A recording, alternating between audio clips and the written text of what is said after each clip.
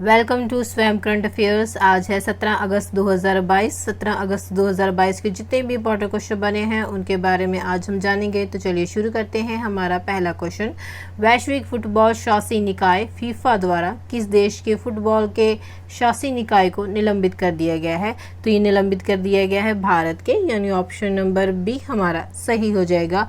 वैश्विक फुटबॉल शासी निकाय फीफा ने तीसरे पक्ष के अनुचित प्रभाव के कारण अखिल भारतीय फुटबॉल महासंघ यानी AIFF को निलंबित कर दिया है।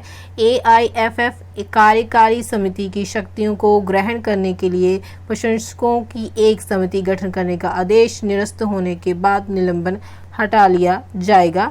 AIFF की बात की जाए तो इसकी स्थापना 1935 में हुई थी और इसका हेडक्वार्टर दिल्ली में है। 1948 में इसे फीफा से मान्यता मिली थी। बढ़ चलते हमारे नेक्स्ट क्वेश्चन की ओर। विश्व का सबसे ऊंचा सिंगल आर्च रेलवे ब्रिज किस नदी पर बनाया जा रहा है? तो बनाया जा रहा है चिनाब नदी पर, यानी ऑप्शन नंबर ए हमारा सही हो जाएगा। चिनाब नदी पर दुनिया के सबसे ऊंचे रेलवे पुल के सुनहरे जोड़ का उद्घाटन अगस्त 2022 में किया गया था। आज़ादी के बाद पहली बार श्रीनगर को शेष भारत से जोड़ा जाएगा। चिनाब नदी पर दुनिया के सबसे ऊंचे सिंगल आर्च रेलवे ब्रिज पर ओवर ऑक डेक लॉन्च किया जाएगा। दुनिया का सबसे ऊंचा रेलवे ब्रिज एमफिल्ड टावर से 35 मीटर ऊंचा होगा। बात करें चिनाब नदी एक प्रमुख नदी है जो कि भारत और पाकिस्तान में बहती है। ये पंजाब क्षेत्र की 5 प्रमुख नदियों में से एक है। ये दो नदियों चंद्रा और भागा के मिलन से बनती है, जो कि भारत के हिमाचल प्रदेश के लाहौल और स्पीति जिले के ऊपरी हिमालय से निकलती है। हमारा नेक्स्ट क्वेश्चन है, मेलबर्न 2022 के 13वें भारतीय फिल्म समारोह में किस फिल्म को सर्वश्रेष्ठ फिल्म का पुरस्कार दिया गया? तो वह दिया गया है 83 फिल्म को, यानी ऑप्शन नंबर डी हमारा सही हो जाएगा।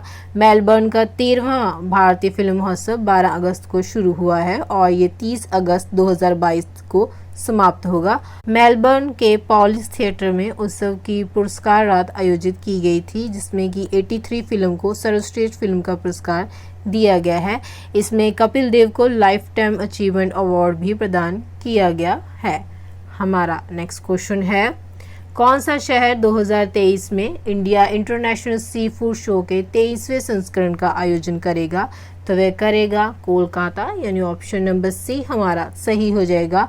कोलकाता 15 फरवरी 2023 तक इंडिया के इंटरनेशनल सी फूड शो के 23वें संस्करण का आयोजन करेगा। इसका आयोजन समुद्री उत्पाद निर्यात विकास प्राधिकरण द्वारा sea food export association of India के सहयोग से किया जाएगा।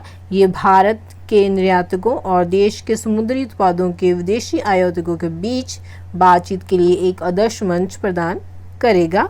बात करें इंडिया इंटरनेशनल सी फूड की, तो ये एशिया के सबसे बड़े समुद्री भोजन मेलों में से एक है।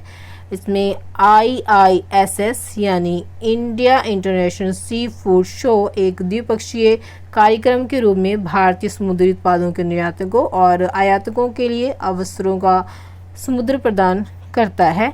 India international sea food show का 22वां संस्करण अगस्त 2022 में कोचीन भारत में आयोजित किया गया था। हमारा नेक्स्ट क्वेश्चन है, किस दिन को रामकृष्ण परमहंस की 136वीं पुण्यतिथि के रूप में मनाया गया? तो वह मनाया गया है 16 अगस्त को, यानी ऑप्शन नंबर डी हमारा सही हो जाएगा। हाल ही में 16 अगस्त को रामकृष्ण परमहंस की 136वीं पुण्यतिथि मनाई गई है। रामकृष्ण परमहंस 19वीं शताब्दी के दौरान भारत के सबसे प्रमुख धार्मिक शख्सियतों में से एक थे। 1886 में उनका निधन हो गया था।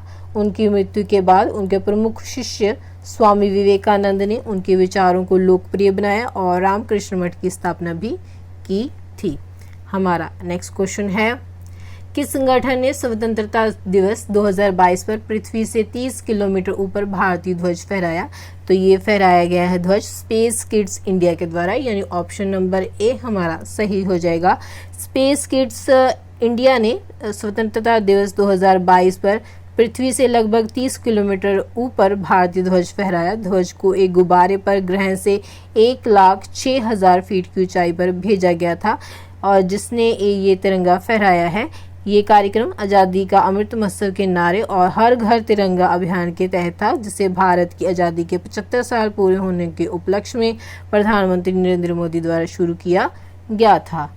हमारा नेक्स्ट क्वेश्चन है, केनिया के राष्ट्रपति के रूप में किसे चुना गया है? तो वह चुना गया है विलियम रूतो को, यानी ऑप्शन नंबर बी हमारा सही हो जाएगा।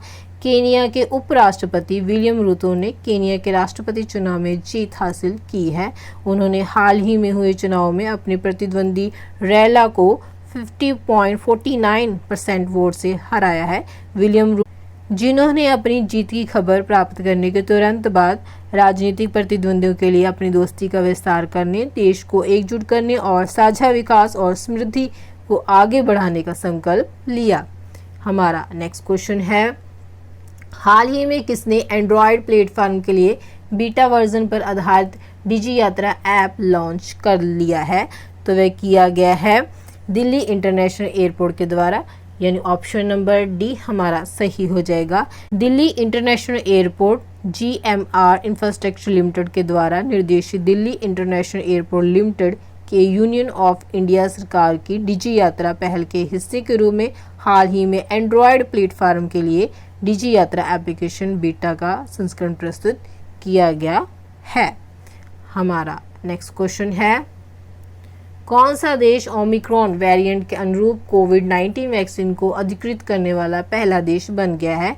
तो वह बना है यूके, यानी ऑप्शन नंबर सी हमारा सही हो जाएगा। यूके ओमिक्रॉन वेरिएंट के लिए कोविड-19 वैक्सीन को अधिकृत करने वाला पहला देश बन गया है। ये 18 वर्ष और उससे अधिक आयु के लोगों में उपयोग के लिए अधिकृत है। हमारा नेक्स्ट क्वेश्चन है, किस देश ने देश में आने वाले पर्यटकों के लिए लंबा वीज़ा जारी करने की घोषणा की है? तो वह घोषणा की गई है श्रीलंका के द्वारा, यानी ऑप्शन नंबर सी हमारा सही हो जाएगा। श्रीलंका पर्यटन मंत्रालय ने महामारी संकट और कोविड-19 की अर्थव्यवस्था के बाद लुप्तप्राय पर्यटन उद्योग को पुनर्जीवित करने के लिए देश का दौरा करने वाले पर्यटकों के लिए एक लंबा वीज़ा जारी करने का फैसला किया है। तो फ्रेंड्स, ये थे आज के कुछ इंपॉर्टेंट करंट अफेयर्स। अगर आपको वीडियो अच्छी लगी हो तो आप इसे लाइक और शेयर करें। अगर आप चैनल पर नए हैं तो चैनल को सब्सक्राइब करें।